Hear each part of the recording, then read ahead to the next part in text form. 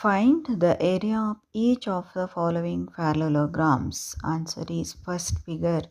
Already you know area of parallelogram equal to base into height. In first figure, height is 4 cm, base is 7 cm. So area of parallelogram equal to 7 into 4 equal to 28 cm square. Come to second figure. Here height is 3 cm and base is 5 cm. So area of parallelogram is 5 into 3 equal to 15 cm square.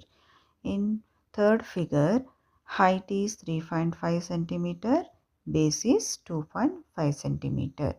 Area of parallelogram is 2.5 into 3.5 equal to, when multiplied by these two, we get 8.75 cm square. In fourth figure, height is 4.8 cm, base is 5 cm.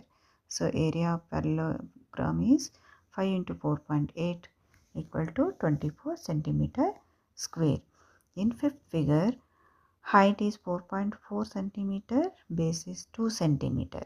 So its area is 2 into 4.4 equal to 8.8 cm square.